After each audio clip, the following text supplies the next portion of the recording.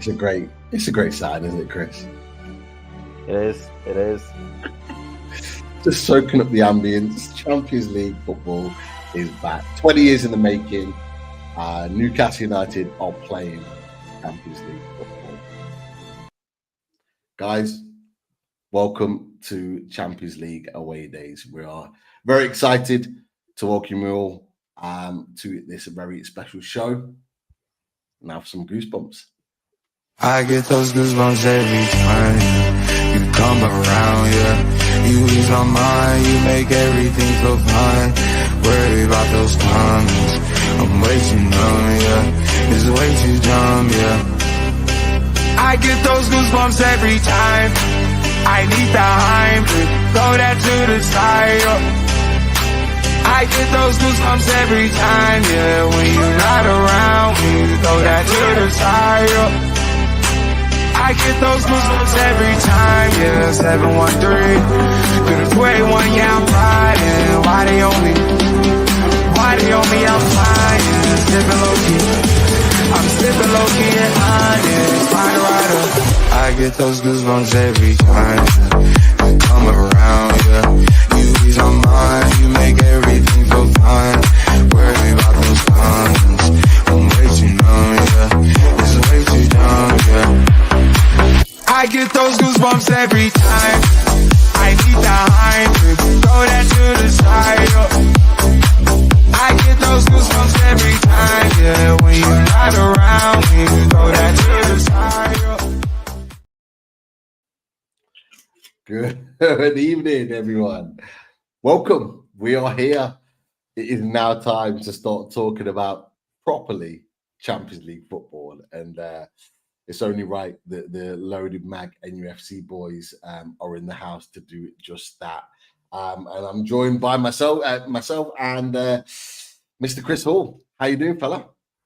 Oh, good, mate. Yeah, still reveling in that win yesterday. Much needed win. It's nice to go into our first Champions League game for some time off the back of 3 points. So that's really good. And I'm really looking forward to speaking to Vinny tonight all about AC Milan. And it's gonna be a hell of a test.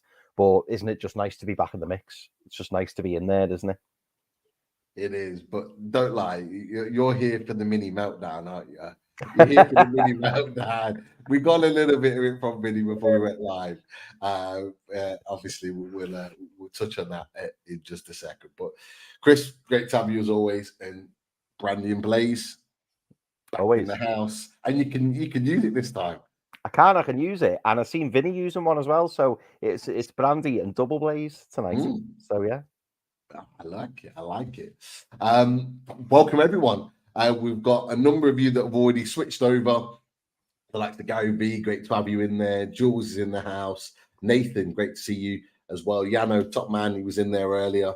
The likes of Connie, Antoon Army, Jason Scott made some great points tonight, as did Dan. Welcome, you boys.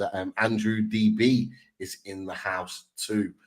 So welcome all you guys. And of course, one of our number of spanners, Stu, right in there, diving in nice and early. And as well, Alan Thompson was with us last night. Great to have you on again to talk all things Newcastle United in the Champions League against AC Milan. And of course, Mr. Daz Shocks is in the house. Champions League, baby. You are absolutely right. But look, as always, with all of our match previews, we cannot do these shows. Yes. I thought I should. Yeah, I like it. I might even do the same. Maybe mix it up a little bit, but nice to welcome in the opposition view. And it's an absolute pleasure to have our guest returning again. And it's Vinny T from the Milan Weekly Podcast. Welcome in, Vinny T. How are you doing, my friend? I'm not doing good, okay? I'm not doing good. I'm in mourning. Please respect me in my time and my privacy right now. You guys call me up a day after this disgusting derby. I need to start drinking again. Gentlemen, how are you? Thank you for having me on. But yes, I'm not in the happiest of moods. Those damn snakes. Anyways, it is what it is. How are we? We're good. Yeah, you guys are good. Yeah, you guys are good. Okay, we'll see. We'll see Tuesday. We'll see Tuesday night if we're good. We're taking out the hostilities today. I'm in a bad mood, pissed off. There you go. But look, we have to say it's an absolute pleasure to have you on, Vinny. We loved having you on before when we discussed all things Sandro Tonali in the summer after his move to Newcastle, and it's a pleasure to have you on again. We did say this, didn't we? We hoped that we would get each other in the Champions League so we could get you back onto the channel to talk football again. So it's worked out absolutely perfectly. It was like written in the stars, right? Whenever you have like these players leaving and you're going to see them again, and would it be a different kind of competition? But I think the difference will be that Tonali will be cheered and will be loved when he comes back, except like, not like a Donnarumma. Look at Donnarumma. Even I think it's pretty stupid. Even after the fact, 4 years, they're still booing him when the Nazionale played in the San Siro. But Tonali is a completely different thing. So hopefully he will start, and we will embrace him because we still feel him as a true Milanista. Definitely. And look, we'll touch on Sandro Tonali really quickly because you've mentioned him. Great to hear from your perspective that he's going to get a really nice kind of welcome when he comes back to the club. But look, from your perspective, two things. How have your team kind of rallied around now he's not there? How have they fared since he's left? But equally, I don't know how much you've watched of Newcastle this season, and if you have, how have you kind of assessed his start to life at Newcastle United? So two things there to cover. Well, for us, I think the problem would have been if we wouldn't have reinvested that money. That's where people were getting a little, pissed off at the beginning about Tonali leaving. I had said it, I was happy for him, right? Go get that money, go get that experience. Still 21 years old. I've seen a little bit of him at Newcastle. And again, people like to judge after one game. He had a great first game. And I know last couple of games, even with the Nazionale, wasn't up to par. But you can judge after, the 4 or 5 games. I think we always like on our channel to, assess things after 10 games and on the winter break. But for us, I don't think... for the players, minus yesterday's game, and I don't even think if people were saying, "Oh, if Tonali was there, it would have been different." No, people just talk out of their asses. We haven't felt his absence just from the performances of Loftus-Cheeks and Reindeers coming in, and I think Tonali. Yes, we miss him, but from what we've seen so far, I know it was 9 points in 3 games. Yesterday's derby, that's a completely different story. But I think the fact of the signings and the way we started the season, a lot of Milanistas kind of forgot that Tonali has gone. But trust me, we'll not forget when he does show up on Tuesday, because I would bet, I would mortgage my house that he will be welcome with open arms. That I'm 100% sure. Yeah, definitely. And I was going to ask Chris this question, but I'll mention it now. It's going to be interesting from a Newcastle perspective, like sort of how we adjust to playing at the San Siro as a visiting player, because there are a lot of emotions there. I think he's talked openly about how much he loves the club many a time, and I think going back there, I think will mean a lot to him. I think there was pictures of him with the AC Milan manager whilst he was on international duty, and I think they sort of embraced each other. So there's still that sort of connection there. So I think it will be a real interesting one. I think what he's going to bring for you guys is, I was thinking about what I was going to talk about with you guys, and I feel Newcastle might have the same kind of effect that Milan had when we first came back in the Champions League. Overwhelming. It's our first time in so many years, and the jitters, and maybe Tonali will help. Saying like, look, you're walking into the San Siro. There's, it's going to be 70,000 people. It's completely different. La Curva Sud, and I think for I don't want to say about shell shock, because I looked at Milan, when that first year we played Liverpool, we played okay, but in the end you saw the inexperience in the Champions League. And for me, if I try to be a positive kind of guy, getting schlacked yesterday 5-1, well, we ain't gonna show up on Tuesday, with roses and daisies. We want to forget about Sunday, and you guys are playing in our home. I think it would have been maybe different if we would have started at you, but I think maybe Tonali will be able to. I'm not saying he's going to change the whole way you guys are going to approach the game, but to maybe get the guys ready that we're in foreign territory. And I'm not saying you guys have never played in foreign territories or big stadiums, but this is the Champions League, and we all know it's completely different from the regular season. That's the way I feel about Tuesday's game. Look, I didn't want to go there, but I'm going to touch on it very, very briefly. Obviously, AC Milan, massive game for us, and it was natural that with the Champions League midweek that there was going to be eyes on both teams. How were they going to fare? How were Newcastle going to fare against Brentford?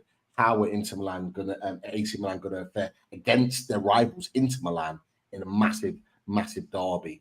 And it went two different ways. Newcastle United, after 3 defeats, managed to hit back with an all-important win. But AC Milan, unfortunately, for yourselves, Vinny. Yeah, thanks for the reminder. Yeah, I did say it was going to be a brief reminder. I'm going to take up the screen just now. So, look, the question I want to ask, and to be fair, I want to get Chris's opinion on this too, is are those results at the weekend going to impact the game on Tuesday in any way, shape, or form, in your opinion, Vinny? And I'll ask the same to you in a second, Chris, as well. I think if it would have been like a 1-0 win, 2-1 loss, I would have said, no, I don't think it's going to impact. The fact that we were embarrassed yesterday, 5-1, and the last time we lost, it's been a while. And I think this result will have an impact because now you have this on your mind, and especially losing to a team like Inter. So that's what I was saying. We're coming out guns a-blazing. That's my opinion, and I think the only way I'm saying yes, because usually I would say Champions League is champion, because of the end result. So if it would have been a 1-0, 2-1, I don't think so. I don't know if you agree there, Chris, but that's the way I look at it, especially after yesterday. I'm gonna ask the same question, Chris. How do you think? Will it have an impact? But I'm going to add a little addition in there because, if you don't mind me just taking the chat just for 1 second. Yeah, go for it, mate. Go for it. Yeah. Massive friend of the channel and of us personally as well. Is put in the chat, Pete, Chris. I just hope the occasion does not get to the players. If we play to our potential, we will beat AC Milan. Simples. Now, the last part, I'm not quite sure on, but a really good question at the beginning. So will the results at this weekend impact either team, but in particular for you, Newcastle? And what about the occasion? Champions League, first time in 20 years. Do you think, Chris, that it could potentially get to the players? Yeah, I think it absolutely could. I mean, there's a couple of players in our squad, I think, who have got Champions League experience. The likes of Kid and Trippier. I think Fabian Schär's got it. I think Bruno's played Champions League. Or I might be wrong saying that. I think he has. Yeah. So I think there'll be a couple of players, who look like rabbits in headlights on Tuesday. That wouldn't surprise me. And I think we've got to forgive them that, because it's arguably going to be the biggest game of their lives on Tuesday. One of the biggest games they'll ever take part in. Going to the San Siro, such as prestigious, stadium, and playing against the likes of AC Milan, who are European giants. It's going to be a huge game. I think in terms of the impact, I think us going into it with a 1-0 win, I think that helps. I think if we'd have lost or drew against Brentford, heads would have been a little bit low. In terms of AC Milan, the result worries me a little bit, because I agree with what Vinny said. If they'd have narrowly got beaten by Inter Milan, yes, they'd want to go out there and do the best for the fans and, try and turn things around. But now they've kind of got to, after that result, against your bitter rivals, to lose 5-1. And I'll use the word Vinny said, because I didn't watch it, but, Vinny said it was an embarrassment. The players now have got to stand up and be counted. So it's a massive game for AC Milan as well. how they fared or how they approach it, I don't know. But Vinny's hoping that they'll come out, all guns blazing, and rightly so, they should. As a Newcastle fan, I'm kind of hoping that we use that to our advantage, and that AC Milan have got to turn up. They've got to perform. They've got to really make it up to the fans following that Derby loss. And I'm hoping that can play to our advantage, in the sense that maybe they'll be a little bit too passionate, or a little bit headstrong, and just kind of go for the jugular. And we all know, don't we, how our high press, other European teams won't have seen that. In the Premier League, some people have been saying this season we've been found out, and that clubs kind of know how we're going to play. I'm not so sure that the likes of AC Milan or PSG or Dortmund will be used to playing a team who play the way we do. But it's up to us to make sure that we turn up on the night and deliver. And again, there's so many variables. But I do think the impact of both results for Newcastle and AC Milan this weekend, could have a big impact on the game. But it'll just be interesting to see how both managers approach it. Yeah, I agree. I think it's going to be a really interesting one tactically, not just in terms of personnel, but I think tactically how we set up in it.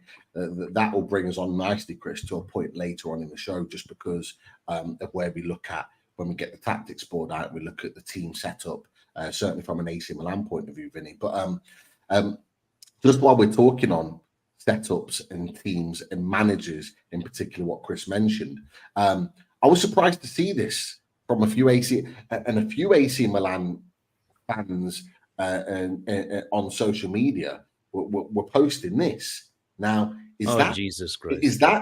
Look, I wanted to get your thoughts on this, because I've seen this a few times, quite a few times. But is this real? Because up until this game yesterday, you were sitting second in the table in Serie A on the same points. Now, like that, when I saw this, was surprising me. I thought, oh, mate, it might just be one fan. But then I've seen a few people with different posters both saying this, that they want the manager out. What's your opinion on it? Is this channel not suitable for young children? Can we swear? Say whatever you feel. Say whatever you feel. These fucking bipolar fans. But how are we Pioli out after 3 games? The only reason for me, right, that this whole Pioli out is, Cardinale out, Pioli out. Shut the fuck up. I cannot understand. For me, okay, I will try to make sense of this, is because Milan has played this high press against Inter. We've lost. It's the first time in history we lose 5 derbies in a calendar year. Now, you've tried to play the exact same way, and you failed every single time. Now, if I gotta be the devil's advocate on yesterday's game, well, it's the first time you're gonna play this method with completely different players. It didn't work out. Okay, it didn't work out. And let's be honest, guys. When you're losing 2-1, right? You're losing 2-0. You're gonna open up, right? You're gonna try to get back into the game. So the 5-1 is embarrassing. The way Calabria wasn't tracking back. People were worried about Kier.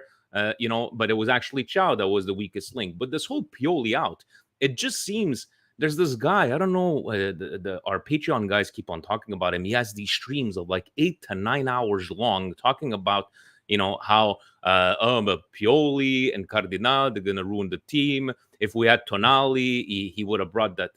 Are you guys out of your fucking minds?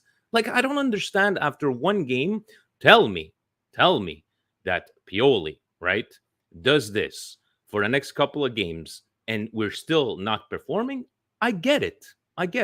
But it just seems that we need to go find who do we need to blame? Now, am I okay with his comments after the game? I don't need to apologize to the fans. No, I'm not okay. Do I blame Pioli for I think he's one of the factors yesterday. But to go from that to Pioli out, get the hell out of here. Come on, guys. Like, everybody seems to have professional. I have a professional experience in football, and I know that this is the way you're supposed to play, and all this different tactics. Everybody's a fucking pundit. But this whole Pioli out, Cardinale out. Where are those guys? A couple of weeks ago when we won 3 games in 3? Where are those people? Or what are those people that when we sold Tonali, Cardinale out, and then all of a sudden we're buying all these? What are these people? Like, if you're gonna keep that energy, keep it all year long. Don't change your mind. You want to say Pioli out 2 months ago? Stay with Pioli out. Don't give me this fucking bullshit that no. You want to think like that? Stay that way. I'm not a Pioli defender. Is Pioli the coach that's going to bring us to that higher echelon? No, right? But what do we say other than yesterday's game? If Milan would have lost 2-1, I don't think we would have been talking about this today. But because we lost 5-1, and one guy actually, like, reading up online, he's like, if we lost 2-1, maybe the Pioli's tactics would have come in question. But 5-1, it shows that okay, we are not at that level. We need, look at it, and not to say that Inter is a world-class team. They played their game the way they're supposed to. We walked in there thinking that we were going to be able to do, try to do the exact same thing over and over again. It didn't work out. So if Pioli plays the exact same way and doesn't change his ways, then we'll talk about Pioli out. But I'm so fucking fed up. That's why I stay away from social media. It's like everybody, like, you say anything and it's like everybody's a fucking professional. Anyways, I'm sorry for the swearing. My accent, it's the Italian, French, English there. But again, with these Pioli outs. And you know what the worst part is, guys? These people get more likes and more views than, let's say, guys like yourselves or guys like me that were just trying to be straight down the middle, right? Because they're controversial. Fuck them. Anyways, that's my piece. Vinny, we're past the watershed, so swearing is allowed at this point in the evening. And Jason Scott quite rightly labels you the Vin father, and the Vin Pranos. Definitely, because you've definitely given us that feel with your opinion. And Chris, look, he's right, isn't he? Second in the table before the game. Yes, heavy defeat, but if this was Eddie Howe, surely you'd be the same as Vinny. Yeah, no, definitely. I mean, to be fair, Pete, after the loss against Liverpool, and then following that, we had Brighton. There were a few noises, weren't there? People saying, and then what we had, Vinny, we had people coming out saying, "Oh, don't worry, the owners have said Eddie Howe's job's safe. Don't worry." And it's like, that's not even a conversation. It's not even a conversation. Like, it's far too early. And, Vinny said at the start of the show, which I agree with, really, you should really be assessing things after the period of 10 games or halfway through the season or a winter break or something like that. So I can see why people are upset. And obviously, people show their emotions in different ways, don't they? But when you're level-headed and, football is a unique sport and people need time. And when you make wholesale changes to your squad, they're not just going to click like that. There will be the odd occasion when it happens, but it's very rare. And people just need time and they need to trust the process and just realize, that things will improve. And to make rash decisions and getting rid of people and bringing new people in, are they going to say the same in 3 or 4 games about the new person who comes in? Yeah. Or, let's go get De Zerbi. And I'm just looking, I'm like, yes, guys, you know what we're going to do? We're going to tell De Zerbi to quit this team in the middle of a fucking season. And then we're gonna go sign him. Like, people don't like the Go on, sorry, because I'm gonna start losing my mind because people don't seem. Yeah, okay, you know what, Brighton, go find yourself another coach. Rescind this contract. He's gonna come and sign for Milan. Like, how do you think the world works, people? Give me De Zerbi because they saw that video. Because De Zerbi is from our academy. They saw that, he went to Manchester. Look at the De Zerbi ball. Oh my God, we need this coach. Okay, and then you ask them, and then what? And then what are you going to do? How are you going to get him here?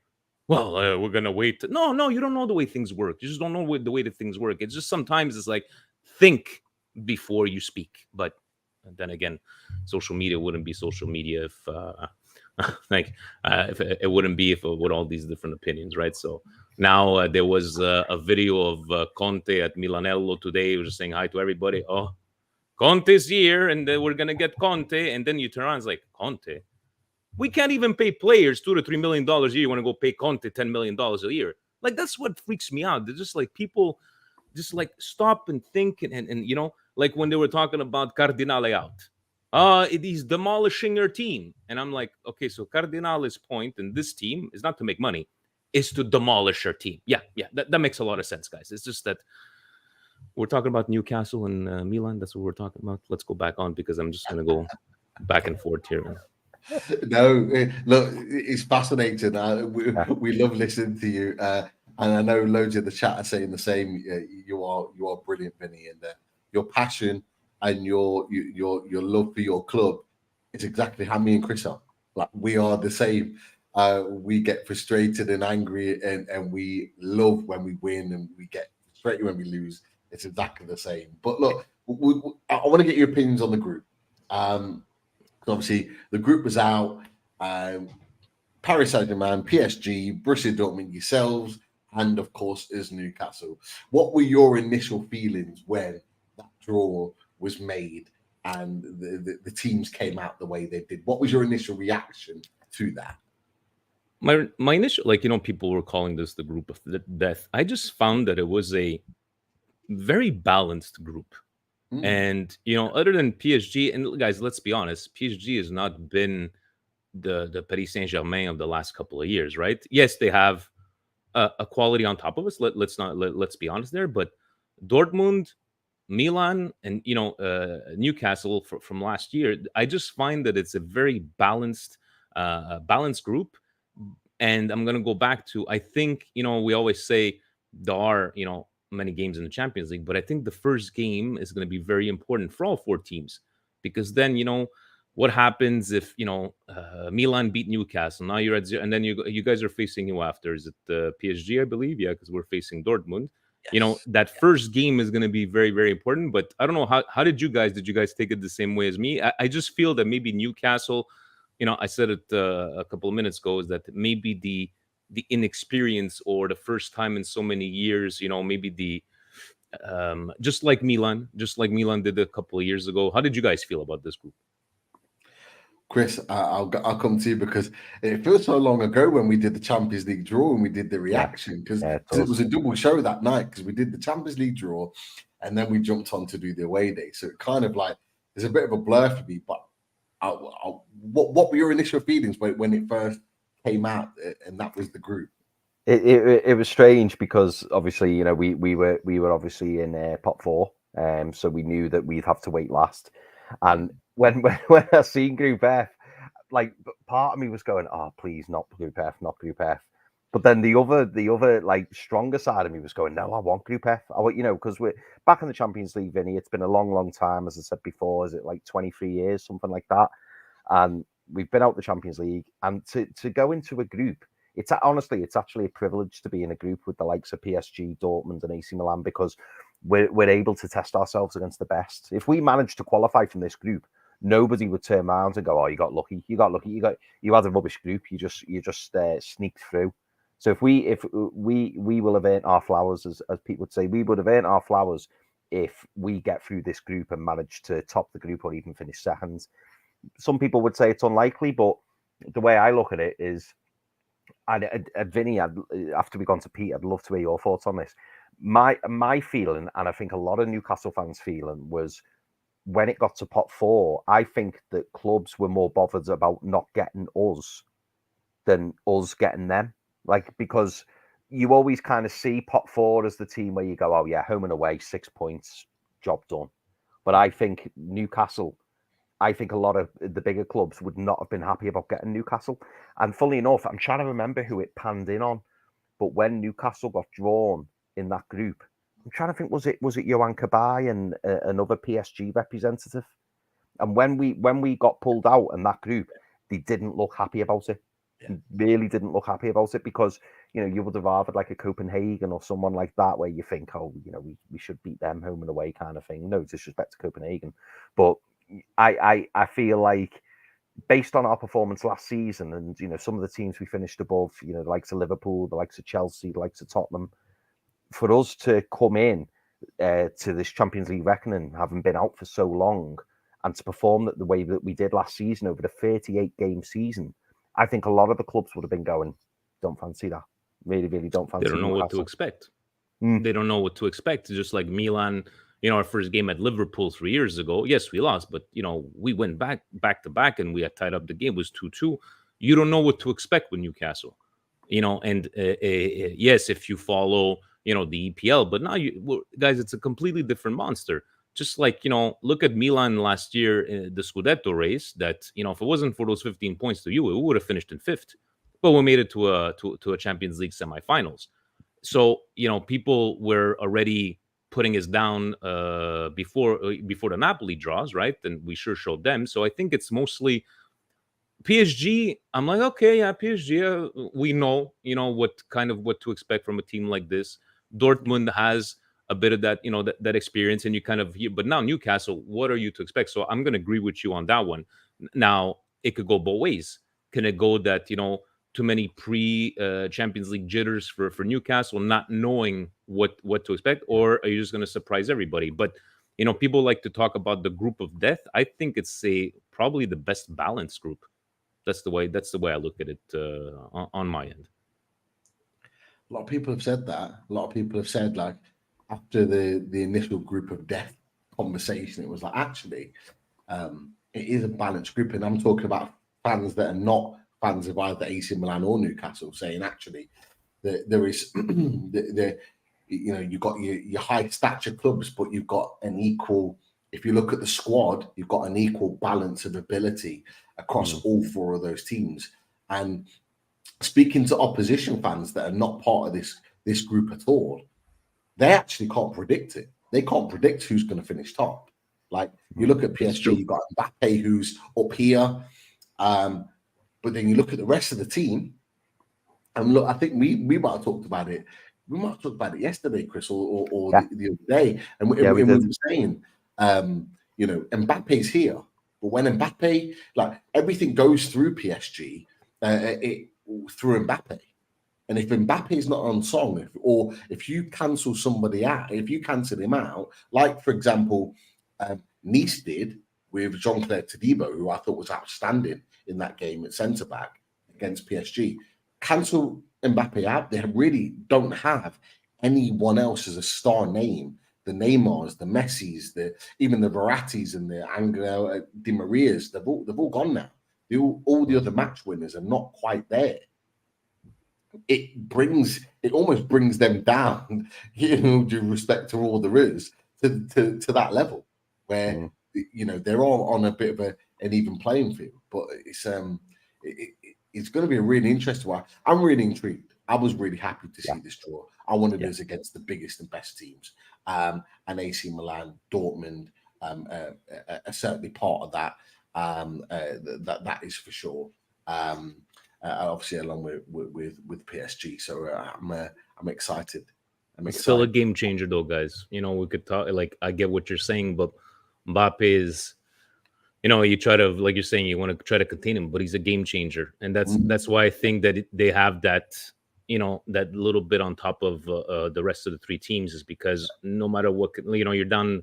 You're up 1-0, and the guy gets the ball. He's the game changer. So that's why I'm just going to give them slightly a bit of advantage on the other 3 teams. But again, I'm going to go back to very well balanced. I have a feeling that after 3 games, everybody's going to be at 3 points each, 3 ties. And I think this group will be decided, I'm sure. 2nd to 3rd place will have a point difference. I feel like everybody from 1st to 4th, I think there might be like a 3-point difference. That's what I feel, and it's going to make it exciting throughout the whole year. And then obviously give us heart attacks and give us a bit of stress throughout the whole season. Now, the one thing I'll say is that, Chris, you'll know this as well. We are one of a small amount of teams in the Champions League that have lost our first 3 games and still got through the group phases. That's right. We have previous with that, and not making maybe a good start, and then still making it through to the latter stages. I think that was back in the days when there was like a couple of group phases in the Champions League. But we do have previous with that. But it's, like I say, it's going to be really, really interesting. Just a couple of things I wanted to ask you about AC Milan related. Yep.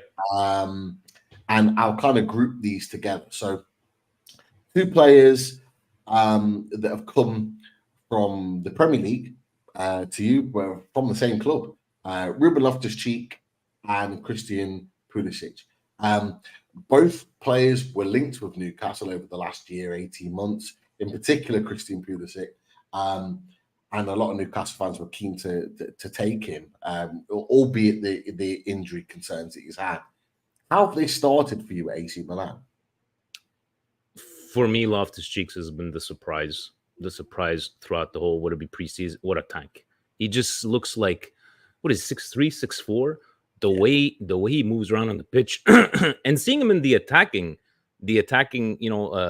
always attack. Like I was expecting him to be more defensive, and Pulisic has been, we've played him on the right, we tried him on the left.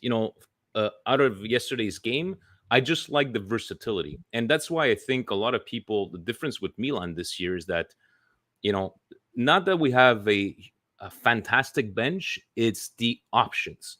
Okay, so you have Leao on the left, you have Pulisic. Okay, so let's put Leao as a striker, put Pulisic on the left, but bring in Chukwueze on the right. Pulisic can play behind the striker. I think they're very versatile, but again, that whole injury kind of. But if they can stay healthy, Loftus-Cheeks a lot of people share the same opinion as me, is that he has been really the surprise we were not expecting. Because guys, remember, he was our signing right after Tonali, so everybody was already shitting on him as soon as we signed him. But for what we've seen so far, I would probably say more impressed with Loftus-Cheeks than Pulisic. Pulisic has done very well. Again, I'm comparing to going on the right. We used to have Messias and Salamakers, right? So already there, it's a big improvement. But other than yesterday's performance, we're very happy from what they've been giving to the team so far. But definitely Loftus-Cheeks, the most surprising all year. Yeah, I watched Loftus-Cheek against when you played Torino, and he was just running the show. He just looked a super player, better than I'd ever seen him at Chelsea. And he, there's always a question mark, isn't there, Chris, about players when they go over to another country, but he seems to have settled in really, really well. And it's pleasing to see, obviously, of course, not on the Tuesday night, but just as we've got over 100 in the chat, so welcome all to Loading Mag NUFC. Make sure you've clicked the like button, make sure you click the subscribe button. We are on the way to 7k and beyond. Target 10k, that is the aim. So make sure that if you haven't already, click that like button and show your support for the channel and everything that we do. Thank you very much for joining us tonight. Just one other player I wanted to come to before we move to the next section of the show is Rafael Leao. I knew you were going to say him. What do you have on? What do you have on your left side? That's lyrical on him, Vinny, because me and Chris, we talk about him so much on this channel. Look, I'm just going to put it out there. I'm not even going to lie. Just how much? Relax there. How much will it take? If you come around 160, 170, we can start discussing. I'm just saying. But we're talking about game changers. I'm not putting Leao at Mbappe's level, but he's our game changer. During the preseason, wasn't 100%.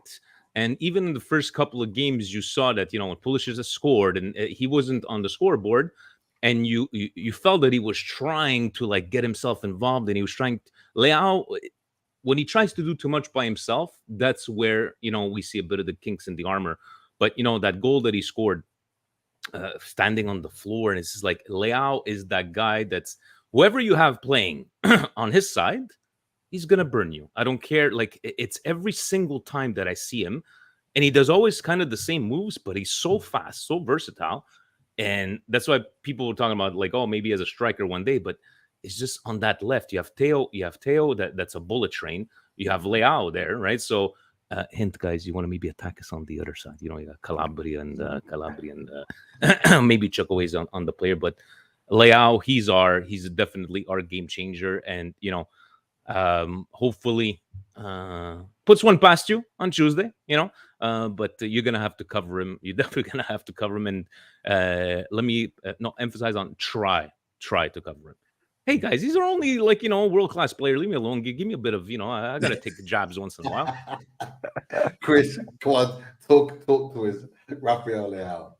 Oh, like he's the one I'm worried about. He's the player who I again I completely agree with Vinny. You know, I wouldn't say he's quite Mbappe level, but he's that player who's got that bit of magic in him, and he's the player who can create something out of absolutely nothing. And he's the player that I think makes Milan tick, and he's the one where you think, oh, you know, he could do something here.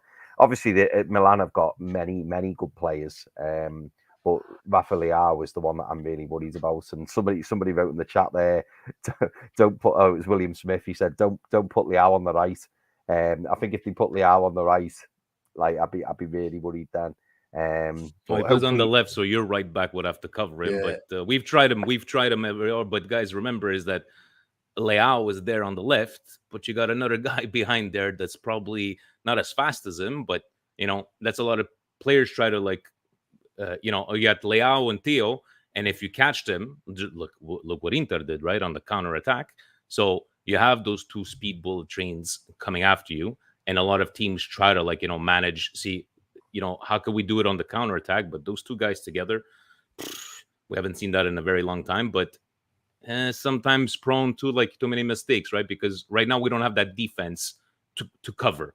We don't have those guys that it's okay, go up front, it's fine. We're gonna cover back. So you got your positives, but you got to look at it the other side as well. Definitely. And Stu, best of luck with your interview. One of our spanners. You go and prep, fella, and let us know how you get on. Top man, as always. But yes, William was right. Please do not put him on your right hand side, because a lot of people have been talking about. Will he start? Won't he? Dan Burn on the left, and for all of his good defensive display at the weekend, there are obvious question marks, which I'm sure we'll talk about. But there's other players we want to talk about, but we'll come to them in just a second. Let's get into the game now. Let's stop talking about the game. And the only way we do it on here, Vinny, on our preview, is we get some stats. And there's only one guy that we know that can do stats. Nobody else can do it better. Darkness falls across the land. The midnight hour is close at hand. Creatures crawl in search of blood to terrorize your neighborhood. And whosoever shall be found without the soul for getting down must stand and face the hounds of hell and rot inside a corpse's shell. The foulest stenches in the air, the funk of 40,000 years, and grisly ghouls from every tomb are closing in to seal your doom. And though you fight to stay alive, your body starts to shiver. For no mere mortal can resist the evil of the thriller.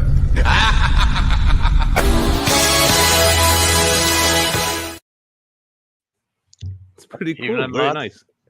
I like magic. He appears.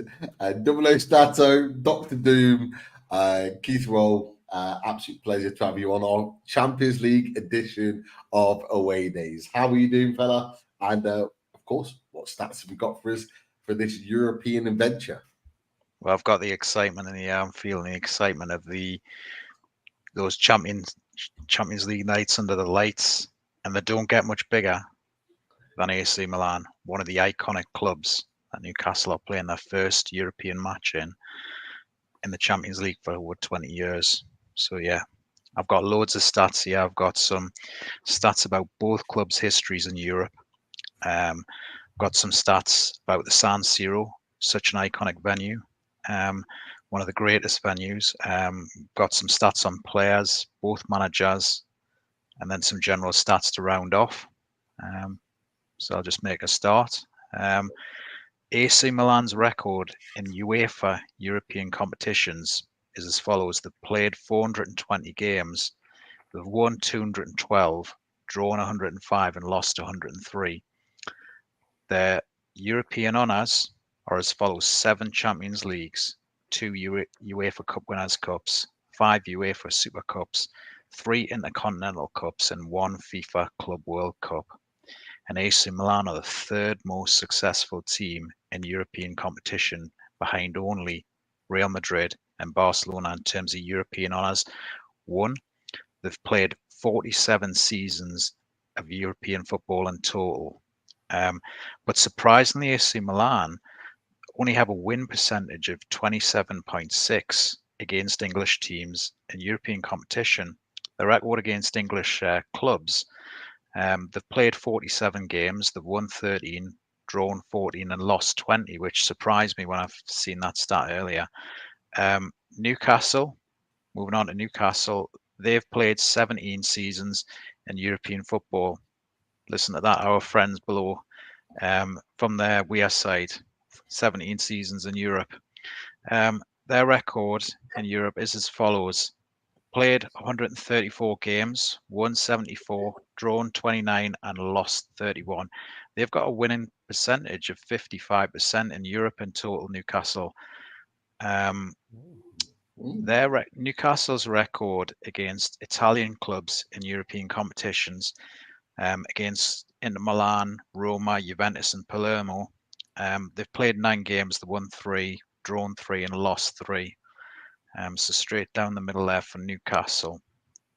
AC Milan's home record at the San Siro in European competitions, they've played and they've won 130 games, they've drawn 36 and lost 33 games at the San Siro. Prior to 2007, no English clubs had won an away game at the San Siro against AC Milan. You think of the 7 European Cup wins there, which took place until 2007. English clubs have won 7 times at the San Siro, with Arsenal and Man United both winning twice. Tottenham, Liverpool and Chelsea have also won in recent years at the San Siro. Moving on to the managers, AC Milan manager Stefano Pioli. He's managed 6 seasons in European competitions, including 3 in the Champions League. He's managed Bologna, Lazio, Inter Milan and AC Milan in European competition. His record as manager in European competitions, he's managed 46 games, he's won 18, he's drawn 15 and he's lost 13 European games.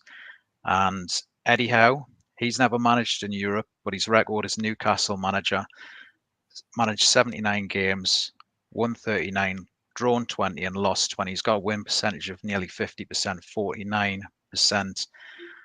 Goalkeepers, Mike, I hope I pronounced this properly. Mike, we call him Mike Mangione because he plays for Milan, so he becomes Italian. Mike Mangione. Magnan en français, oui, but Mike Mangione, you could do either or. Mike, I quite like the Milan pronunciation there, Vinny. I'll take the Milan pronunciation. He's Italian. He managed 9 clean sheets in 28 games for AC Milan last year. Nick Pope, he managed 14 clean sheets in 37 league games for Newcastle. Both keepers have got 1 clean sheet so far this season. And moving on to outfield players, Alexander Isak. He's scored 3 goals in 6 European games when he last played in European competition for Real Sociedad in 2021-22, and he also scored for Sweden on international duty recently. Some Milan players, Olivier Giroud, he's AC Milan's top goal scorer with 4 goals in 4 games so far this season. I think he's second only to Lisandro Martinez with 5 goals for Inter in Serie A this season. And Olivier Giroud, he's scored 39 goals in 83 European games. I always thought he was quite underrated, with how he was perceived, certainly when he was playing in the UK. Last season, he was key to AC Milan's run, one of the keys to AC Milan's run to the semi-finals, scoring 5 goals in 12 games in the Champions League. Newcastle fans as well won't like this next stat, but he's scored 13 goals and has 2 goals, scoring assists in 14 games he's played against Newcastle. And Rafael Leao, he scored 16 goals in 48 games for AC Milan last season, and he's already got 2 and 4 for AC Milan this season. And some general stats to round off. Last season's run to the Champions League semi-final, for AC Milan was their best run in the Champions League since 2007. an era we all remember when AC Milan reached semi-finals in 4 out of 5 seasons from 2003 to 2007, a real golden era for AC Milan. AC Milan's defeat against Inter was their heaviest derby defeat as a visiting team against a team since 1967. And Newcastle's match against AC Milan will be their first in European competition in almost 10.5 years, when they were last played in Europe when they reached the Europa League quarterfinals against Benfica in April 2013. And that rounds off tonight's stats. European stats. With a Double O European Stato, Keith Roll on the European stage. Nothing gets better than that. Brilliant stuff, Keith. Thank you. So you see, look at the emotions he brought me through.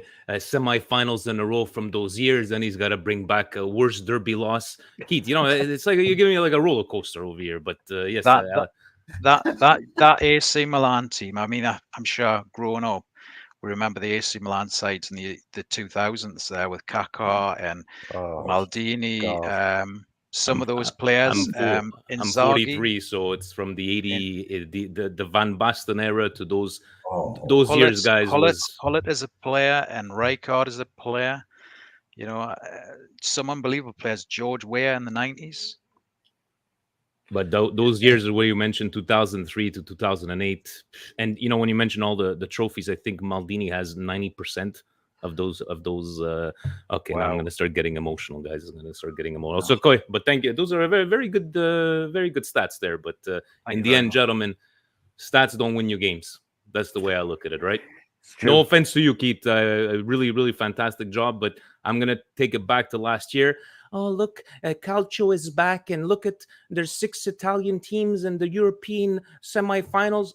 And what are they going to remember? Who's in the semifinals? Who won? None of the teams won. So in the end, these kind of stats. But I like it for maybe if you're a betting man, right? You're looking at all the different stats. But I just like hearing the old school things. But it just, it hurts. It hurts because I'm trying not to, think in the past. But thank you for bringing me back those joyful memories, because the last 10 years.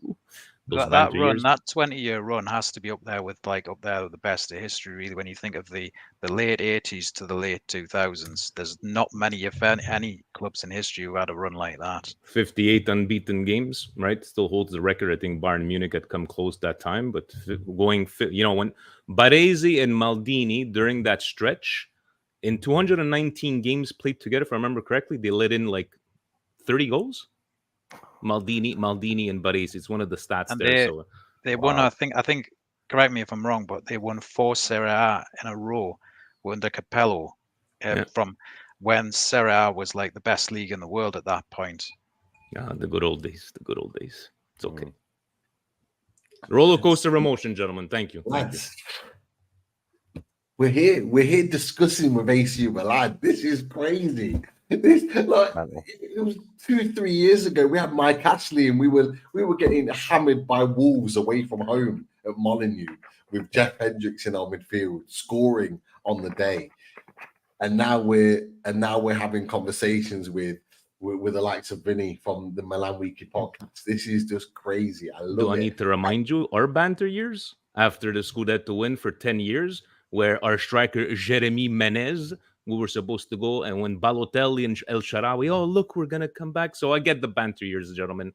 It hurts, but a fan never turns their back on their team, no matter how bad it is, right? And that's where some people like, no, it's red and black in my blood for you guys. Like, even though we've sucked for the last, other than the last couple of years, the last 10, Milan always in the heart all the time. Definitely. But black and white for us all the way through, no doubt about it.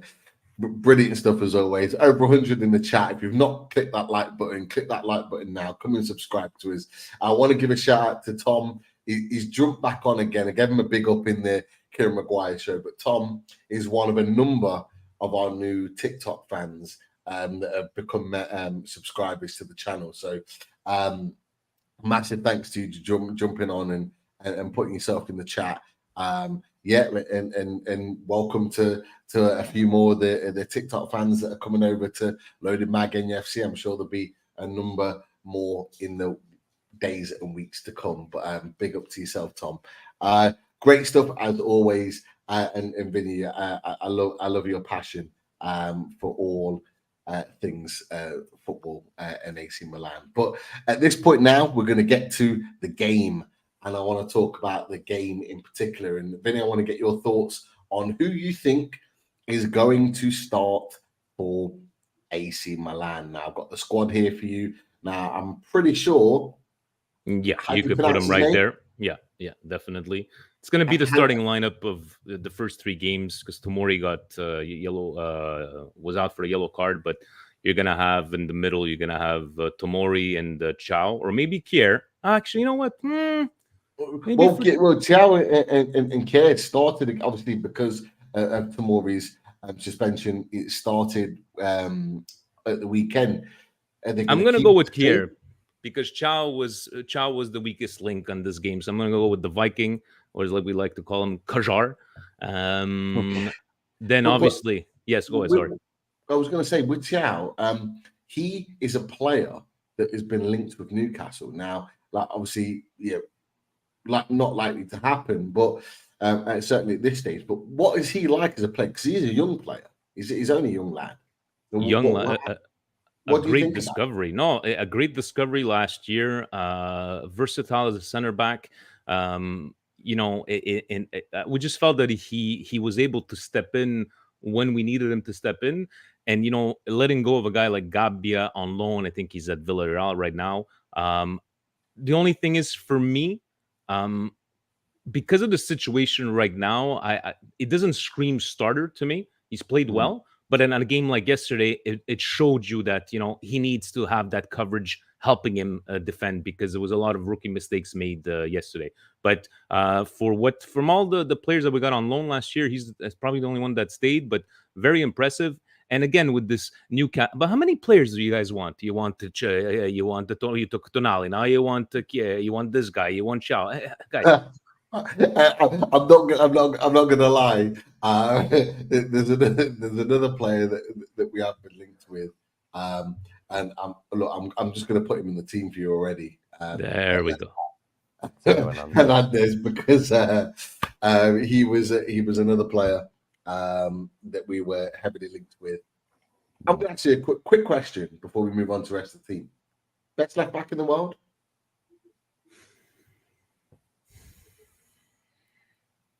You got what? Alphonso Davies.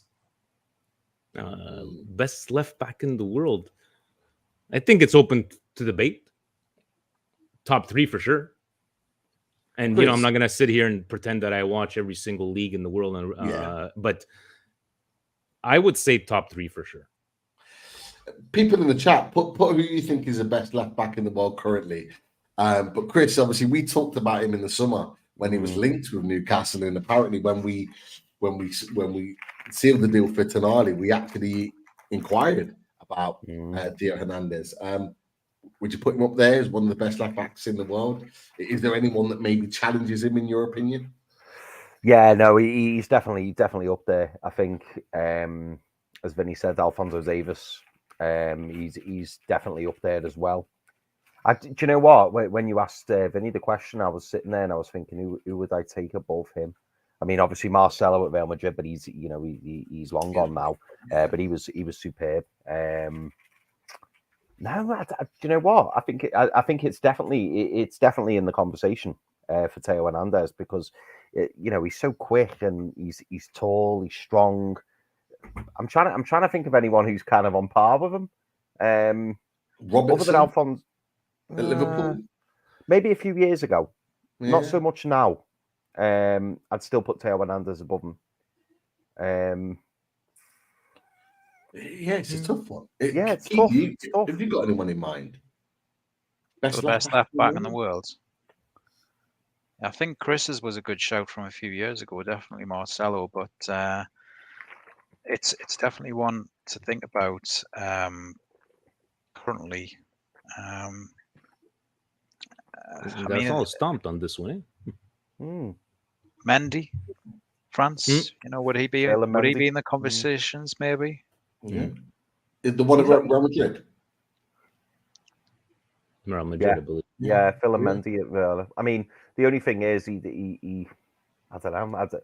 I don't follow Real Madrid all that much, but I know sometimes they play Camavinga left back. I don't know whether that's down to injury or, but I think I'd still take Teo Hernandez over Phil Mendy though. Interesting. You like Alphonso Davies as well at Bayern. Yeah, fellow Canadian Alphonso Davies, fellow Canadian. Yeah. we have that one player. So let me brag at least from our one player that Canada produced.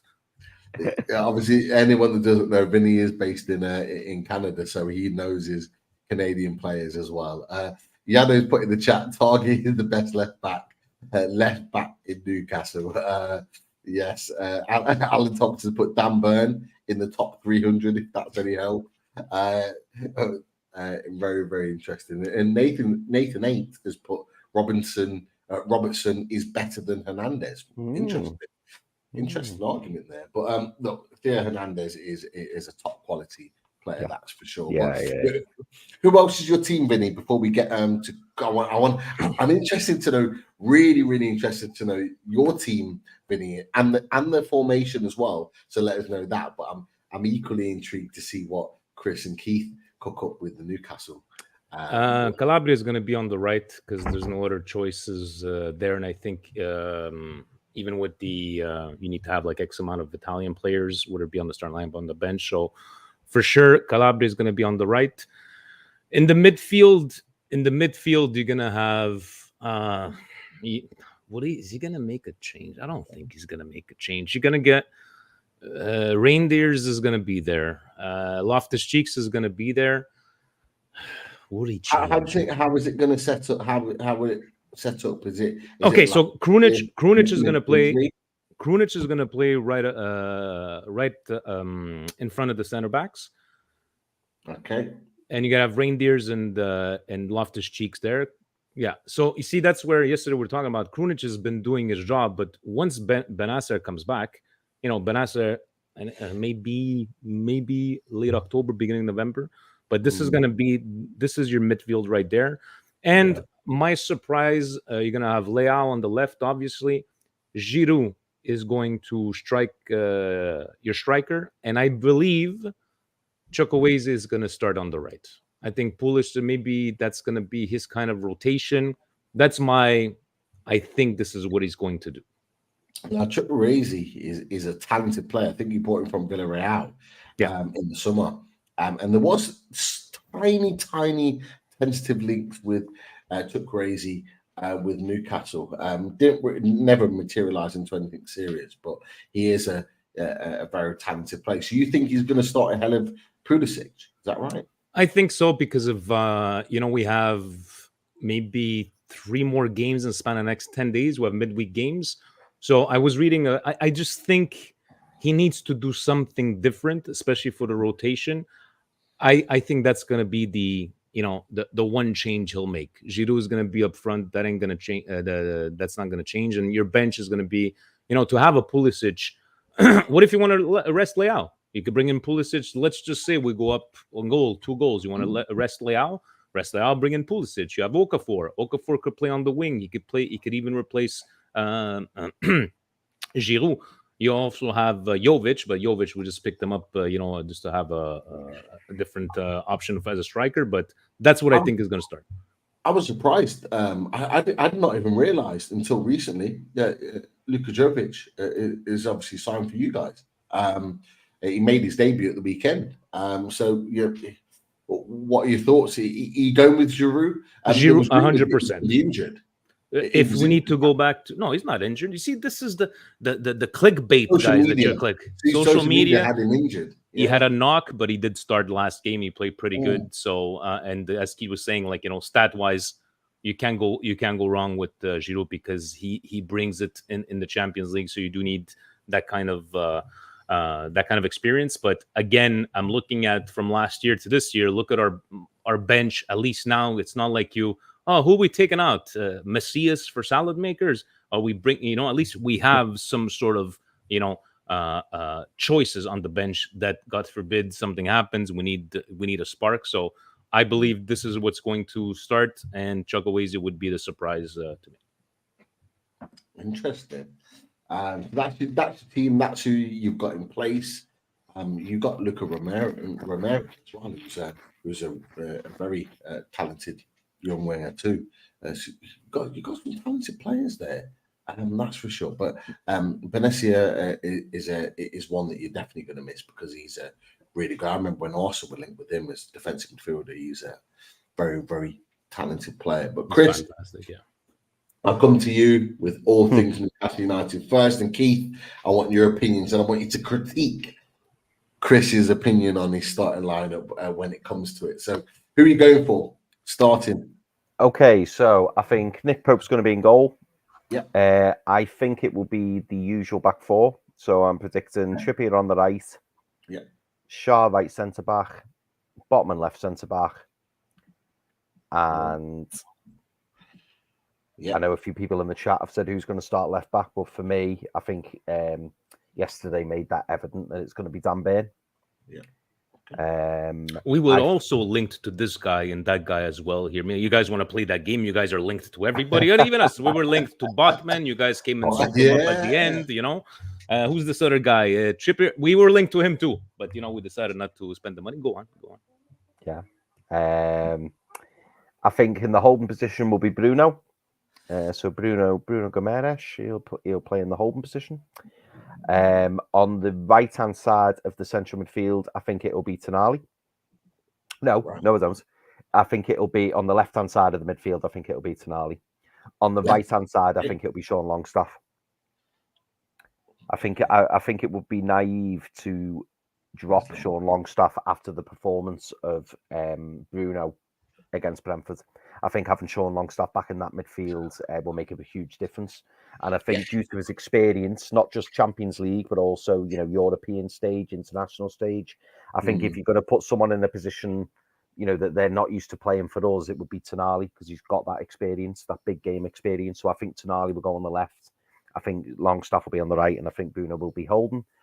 On the left, I think... We have to say that obviously two big players out for us for a period of time, Joe Linton and Joe Willett. So we haven't got those to choose from. Joe Linton, who's been a massive player for us, been obviously internationals of Brazil, out for the next few weeks apparently. So we'll miss potentially the first two games of the Champions League campaign against yourselves, AC Milan, and the home tie against PSG. Willett, we're not quite sure about. Some quarters are saying that he's ahead of schedule. Some people are saying not. He's been in Spain, recovering. Who knows? But sorry, Chris, carry on, fella. No, not at all, mate. After our discussions on the post-match Brentford, I think the sensible bet would be to have Gordon on the left, Miggy on the right, and Alexander Isak through the middle. I genuinely think that's not the formation I would play, but that's what I think Eddie Howe's going to go with. Okay, hold the thought in terms of what you think. What you think that's what he's going to play, but I want to come back to maybe just a second and what you think, what you would prefer to play. But Keith, looking at that team from a Newcastle perspective, is there anything you would critique? Is there anything you would change with regards to that lineup? What's your thinking with regards to the Newcastle team and how it's set? I agree with the points that have been made, certainly about Tonali and Guimaraes Bruno. I think you've got to have that midfield as it is.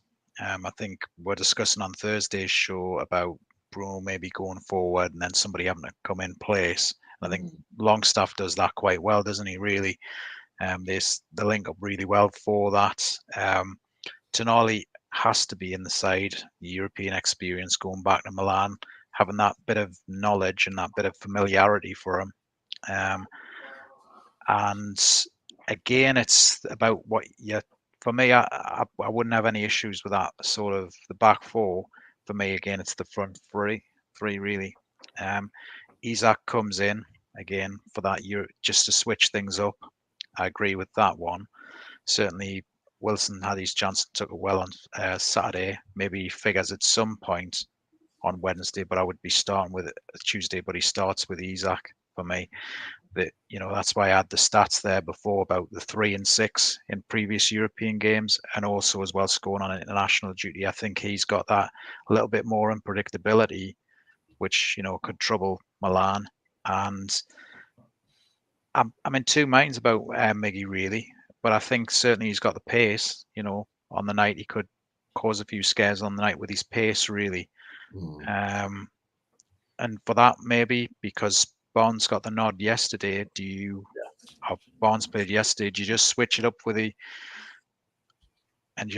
rotation and just start with Miggy, the fresher legs, on the night and the speed, etc. For that reason, I can see the logic with going with that decision for sure. And the other side for me, definitely just keep Gordon in really. The work rate, you need the work rate on nights like this, and he's in form and he's working tirelessly at the minute, so I've got no problems with Gordon on the other side. I think you made a really interesting point, and Vinny, you might not understand this from a Newcastle perspective, but the key to it all, and what you both mentioned, Chris and Keith, is work rate. And for me, our right-hand side, their left, is where you're going to need the work rate more than anything. And Miguel Almiron's going to give you that, because Hernandez, he's the best, one of top 3 best left backs in the world, as Vinny said, for the reason that he likes to get forward into these spaces here. Rafa Leao will try and play into this little gap here, and he will try to get forward and he'll try to overlap and get balls into the box. He is a very much an attacking left winger. Please correct me if I'm wrong, Vinny. But you're dead on. But Miguel Almiron has got the pace and the work rate to get back and forth. He's like a Duracell bunny, as we used to call them, is that he just continually works for 90 minutes in tracking that, and we're going to need him to track that. Now, Gordon could equally track that there, but I think we're going to need the work rate across both wings, because Chukwueze is a player that likes to attack. He's got pace. He likes to get the ball forward. He's got a good cross on him as well. Tricky player. And Gordon is going to need to be on his game to be able to do this defensive role, not just be able to get forward and cause problems, which I genuinely believe he will against AC Milan, but he's going to need to come in and do that job here too. So having that work rate is important. Now, for all the things that I love Barnes for, Barnes isn't that, in my opinion. He's not that guy that can work and work back and work forward. He is a guy that in the attacking areas will try and make the difference. And he put the ball into the box that Gordon won the penalty. So we know he can create moments in games. But he's not the guy that can run back and forth. Barnes is the guy that I would bring on maybe here and maybe switch Gordon here from Miguel Almiron, or take Gordon off, where Barnes could potentially be in this area that could win us the game later on, or certainly get us back into the game potentially. But look, from your perspective, Vinny, where do you think, based on what you see week in, week out from AC Milan, where do you think you could potentially win the game? Where is your biggest threat from? Obviously, the easy answers on the left, but because you're going to be so attentive on that side for reasons for the counter attack. But that's why Giroud, who you're going to be marking Leao, you're going to be marking Hernandez.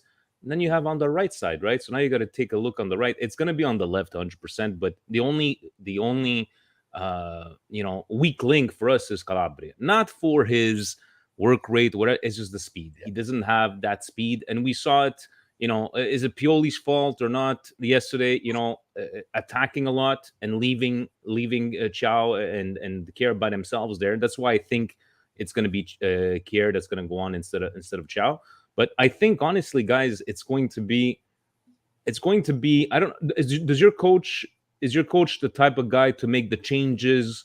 Like, Pioli's always known to make changes around the 70th minute. It's very rare he'll make that change. So, okay, let's say an example where we go down 1-0, and it's like the 50th minute, or he won't make that change at halftime. He's gonna wait until the 60th.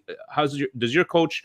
Let's say you're down 2-0 at halftime. Is he that kind of coach that's gonna go, okay, no, we need to bring in new players right now at halftime, or is he the type to wait until, like, the 60th minute? Because sometimes we got to look at these games might be won by our bench, right? This whole rotation. What kind of coach is he?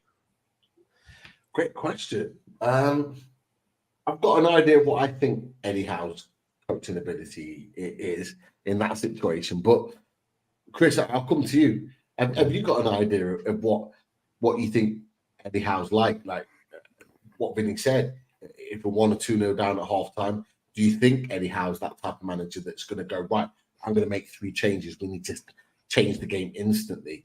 There are certain managers out there that are like that. Jose Mourinho is one of them. AS Roma. What do you think? I don't remember at the top of my head whether I've seen Eddie Howe do that yet. But equally, we've not been in a position where I think we've needed to. But what are your thoughts? I think generally he is a bit like Pioli in that, he normally makes the changes on the 60-65 minute mark, and they tend to be similar changes. So, it will be Barnes for Gordon. It could be Murphy for Miguel Almiron. It could be Wilson for Isak, or it could be Wilson for Gordon, and then he moves Isak to the left and puts Wilson through the middle. You can kind of guess normally what his changes are, although I do think if there's something drastically wrong, he is brave enough to make those changes. I mean, Pete, you'll remember last season when we were at the Southampton game, he brought, did he bring Wilson on or Alexander Isak? Which one was it? He brought one of them on, didn't he? And at half time, and I think it was Wilson, because wasn't Wilson unwell or something beforehand? Is that against Brentford? You mean? No, the Southampton game we were at. He took Gordon off. And he brought. Did he bring Isak on or Wilson? It was Southampton at home. Do you mean? Yeah. When we were at the match, it was Wilson.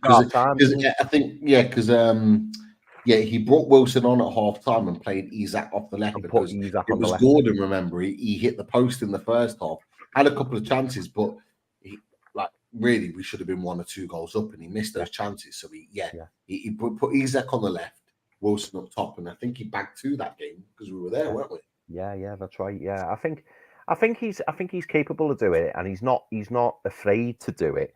But in general terms, he will stick with his tried and tested methods, and he will just see games out unless, of course, he sees something majorly wrong.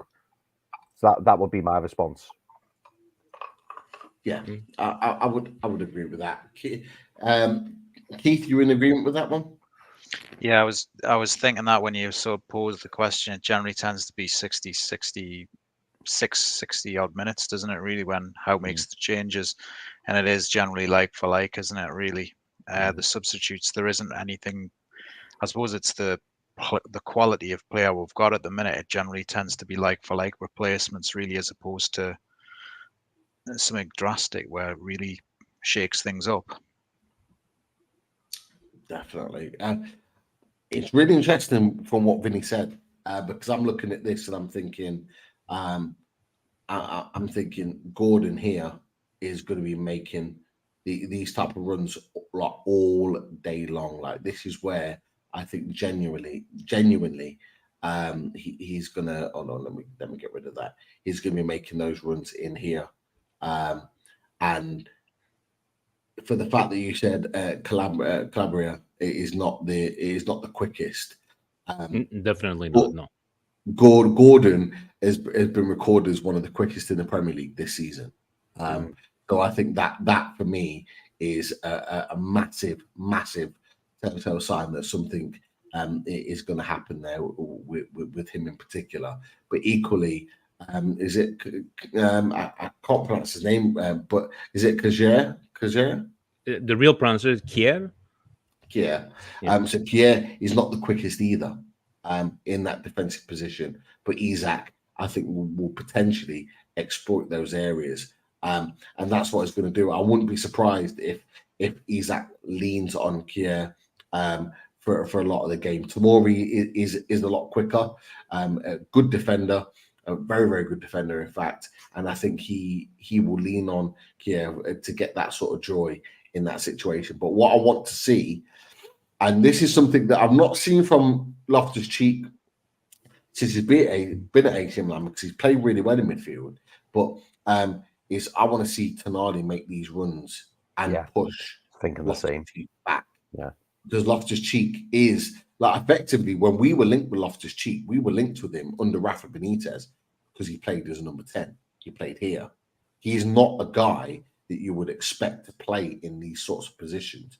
So I want to see Tonali, who doesn't normally play on the left, but I want him to use the fact that Loftus-Cheek doesn't like to play in these areas. And even at Chelsea last season, you see, when he's pushed into a defensive area, it doesn't work as hard as when he's in these areas here, because he likes to manipulate the game in these areas. And I want Tonali to push him here. And I want Tonali to make those runs. And to be fair, in games this season, he's made those runs in. Now, the balance of the midfield hasn't been quite right because he's been making them from the right. But I want him to make them from the left. And I want him to push Loftus-Cheek here. And if Loftus-Cheek doesn't want to go with him, I think that's where Tonali could really exploit the areas and make that triangle. I talk about those pizza slices, as people talked about, those triangles here with Gordon, Tonali and Isak. If this is going to be the team that we start with into these areas, getting into the box, making some problems here. I want to see Bruno here. I want to see Longstaff here. Bruno making those triangles with Trippier up the pitch, connecting things and making it difficult for the other teams. But Trippier needs to be careful, because Rafael Leao is a fast-paced player, and you've got Hernandez that's going to be making these runs here. I think I'm trying to think of the right word, the ability to hold firm in terms of his position. Trippier is going to be really, really key, and Miguel Miron's going to have to work really, really hard. Boys, what are you thinking? Chris, I'll come back to you. Keith, I'll come to you as well. What are you thinking in terms of what maybe AC Milan could do to trouble us in this game? I just keep staring at that left side. I just keep seeing Theo Hernandez and Rafa Leao. It just petrifies me. Even when you were mentioning about Kieran Trippier and Vinny, in case you didn't realise, of our two fullbacks, we've got Byrne on the left and Trippier on the right, and Trippier tends to venture forward.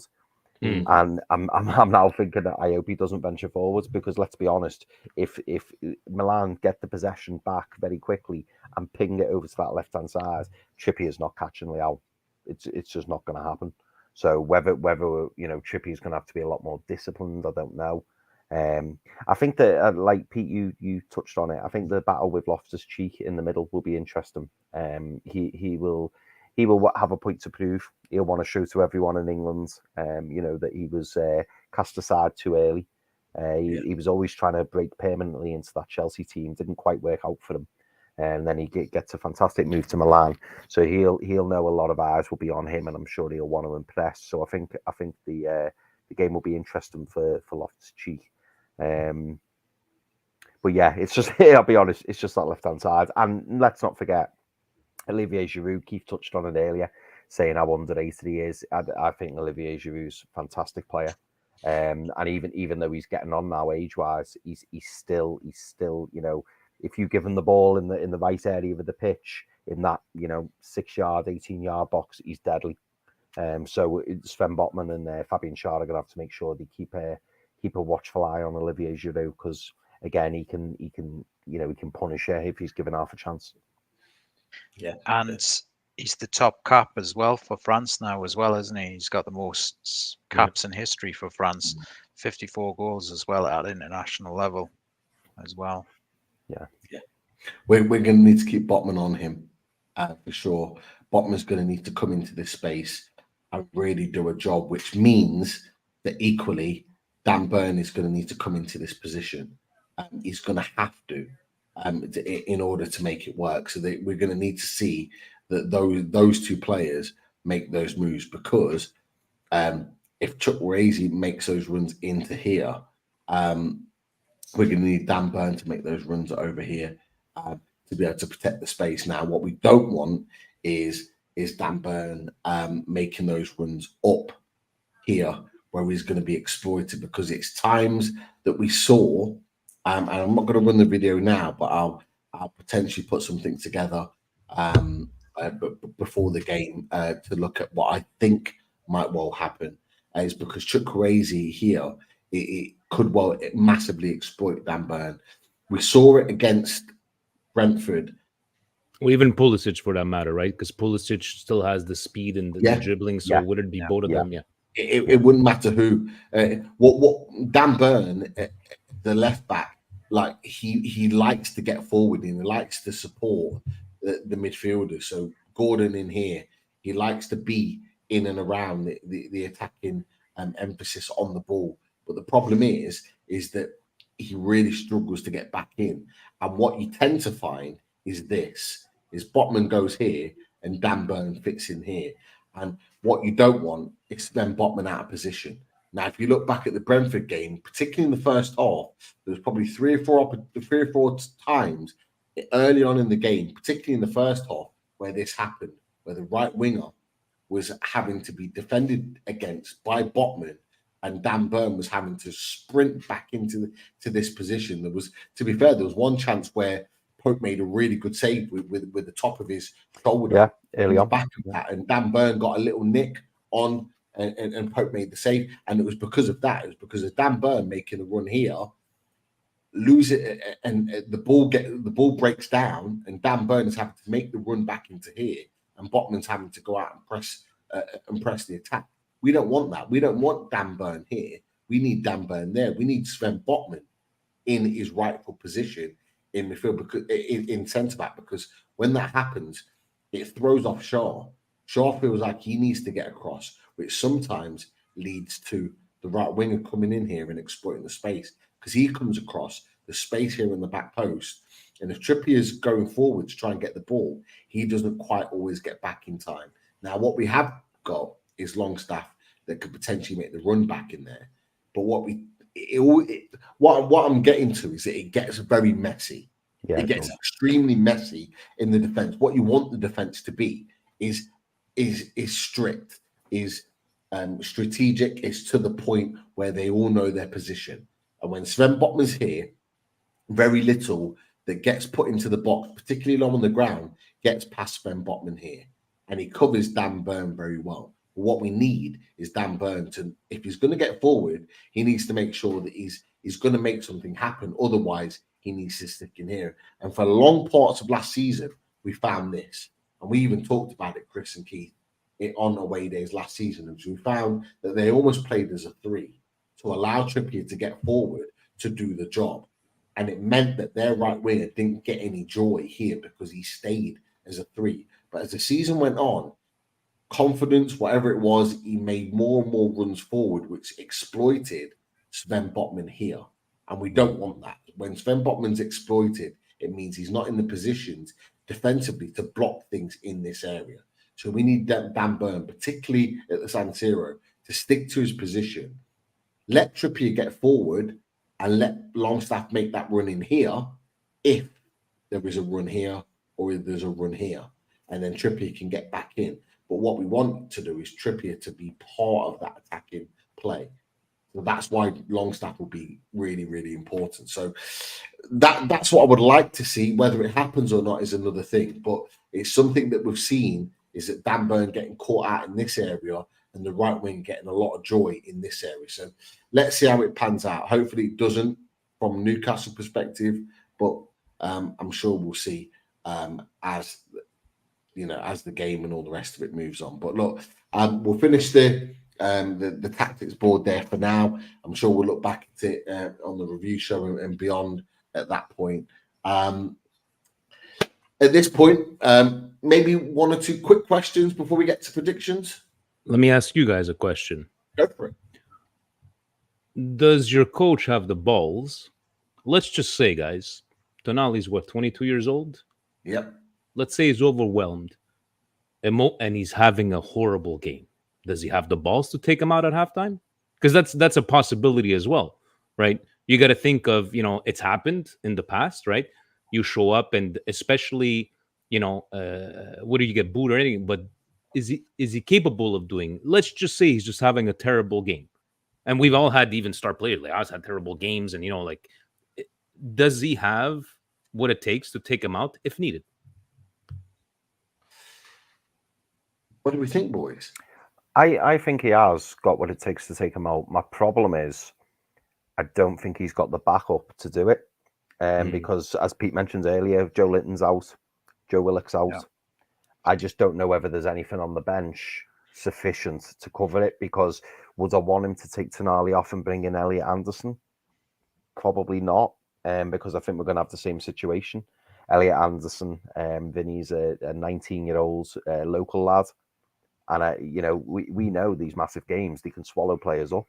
And what we don't want is to potentially ruin a player's confidence by putting them in on the big stage, and it just ruins them. So mostly because of no options on the bench to replace him. Okay. We're not there yet in terms of the sufficient quality and backup player. Yeah, we're building, but we're not quite there yet. Certainly not for the Europe games. All right. Yeah. Interesting point. Any standout questions, Chris, before we wrap up? Yeah, I can whiz a couple. So I just want to say a big shout out to Yano, who said he's just celebrated his Sapphire wedding anniversary. So congratulations, Yano. Auguri. Lovely. Wow. Amazing. Where are we? So, yeah, Lisa mentioned earlier about, how will it affect Tonali? So I suppose what I wanted to ask Vinny is, from what you know of Tonali, do you think it's going to affect him? Are you expecting him to turn up? What kind of character is he? Do you think that this could overawe him, or do you think he'll really be looking forward to it?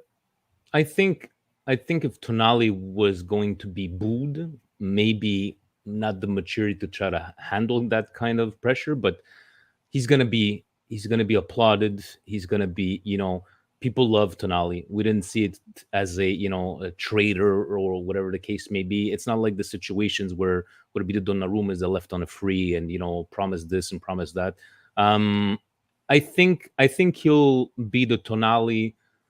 I don't think Tonali is gonna play the game of his life, but if you look at from his first game to now, I think you're gonna get exactly what you're expecting of him. And I think he's just going to take in.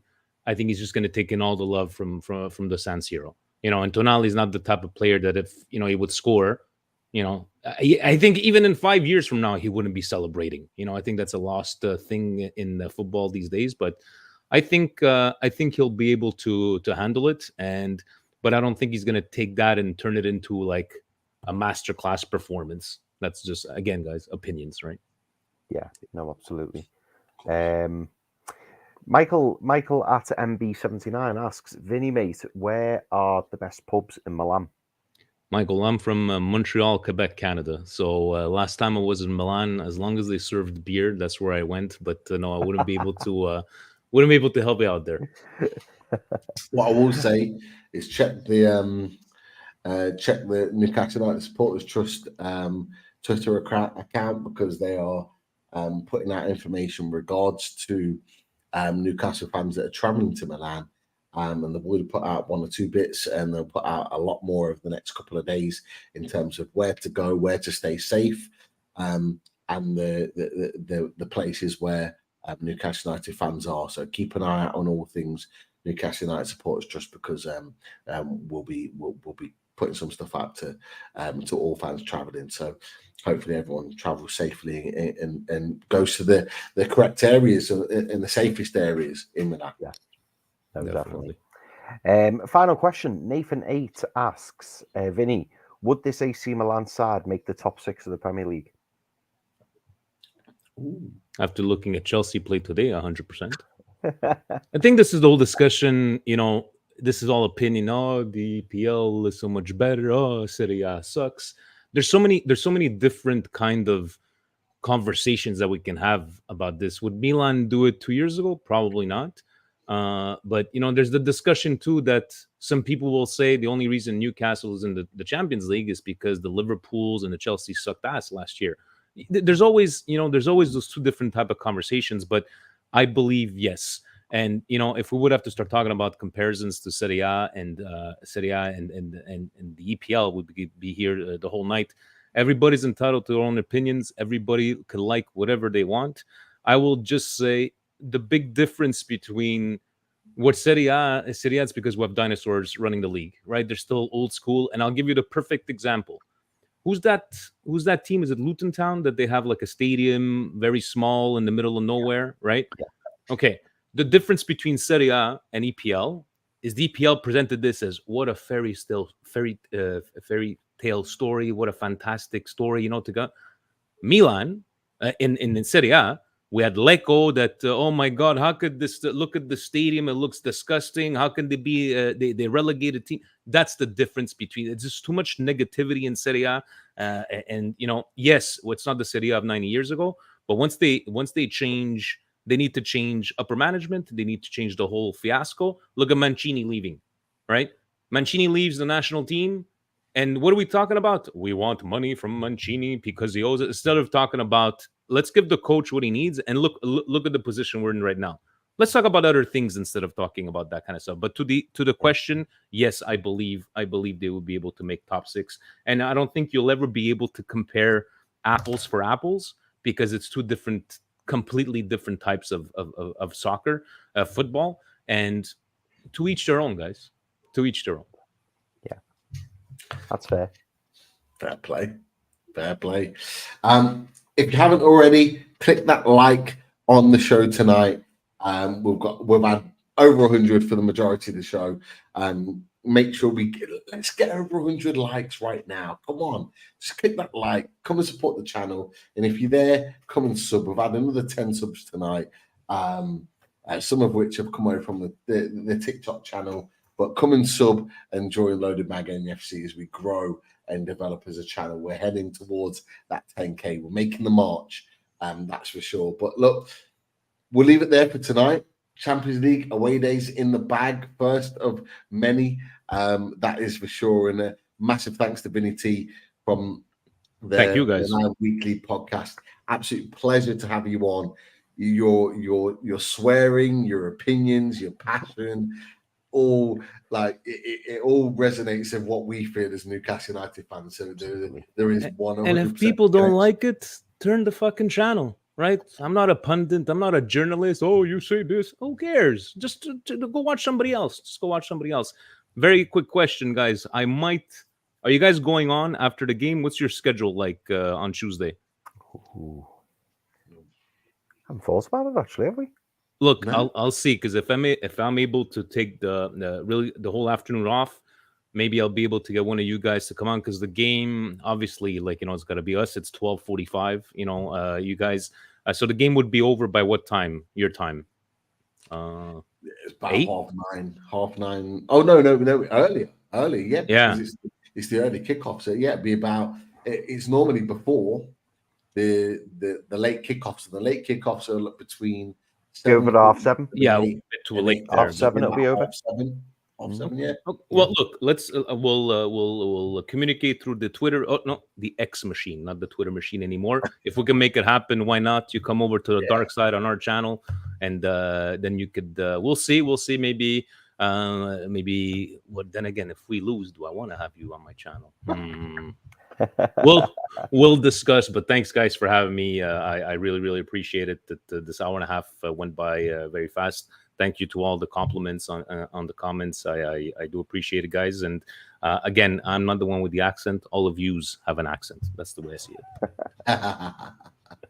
it. No, absolute pleasure, Vinny. And look, we'll definitely get you back on for the return leg at St. James's Park. That is for sure. We'll get you to discuss all the things AC Milan again. But a pleasure. We'll let you go for now. Thank you very much, Vinny. And look, we'll be in touch, because yeah, definitely. We'll work. We will do for sure.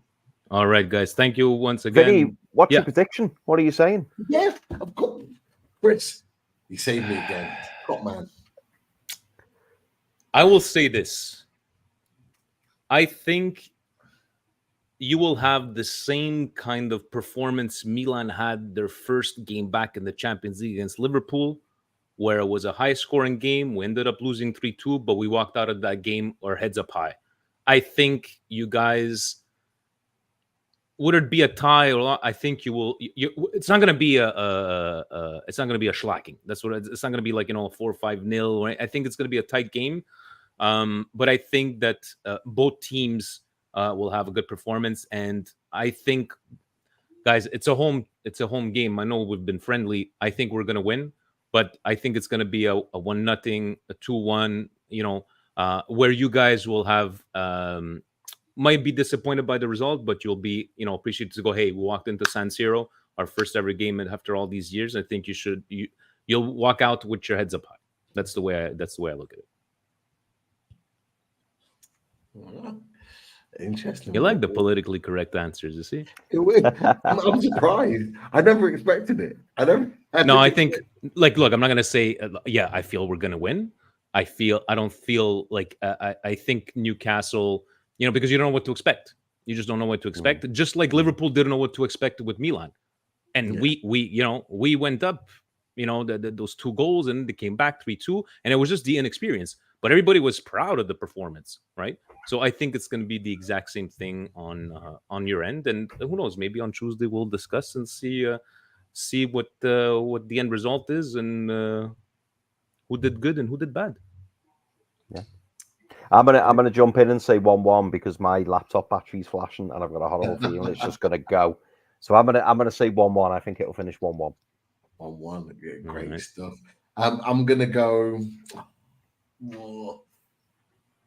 I'm going to go Desmond. I think there's going to be goals in this game. I think Desmond 2-2 is going to be the result for me. Keith, Dr. Doom, 00 Stato, whatever you want to call him, the thriller.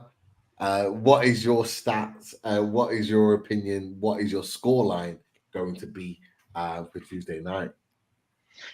Is that a midlife crisis? I'm going to have a midlife crisis moment. Am I going to be a bit like who was that player who played for Romania back in the Petrescu, and the whole of the whole Romanian team went loaded. We'll all go blonde, won't we? But no, I think it's going to be an intriguing affair. It's going to be interesting. I mean, could it be a game of few chances? Could it be a bit like the AC Milan, not the Man City game, second game of the season, where Newcastle are in the game, but there isn't many chances in it? I've got a feeling that Newcastle can make a mark in this game. They'll have their moments, potentially. But I've got a feeling, due to the experience or lack of experience of Newcastle or Newcastle players in those games, the higher games and the European games, I think that might just, and Milan's greater experience and the English lads over there as well, or the British players who've been over there who are now in Milan wanting to prove a point, the nous and the experience of Milan will just see them through. I think it could be like the second game all those years ago when we went to the new camp. Can you remember where we went a goal down and then equalised? But that when Amir scored. That was when Amir scored a great goal over in the Camp Nou, so it could be a similar game. And I've got a feeling come the 90 minutes, the game will end to AC Milan. 3-1. But Newcastle could score and make the mark sure in the Camp Nou. And this could be a great experience for them, going to the Camp Nou, as Vinny was saying, to San Siro, as Vinny was saying, and then coming out of that and saying we just put on a hell of a game against AC Milan in their own backyard. Yeah.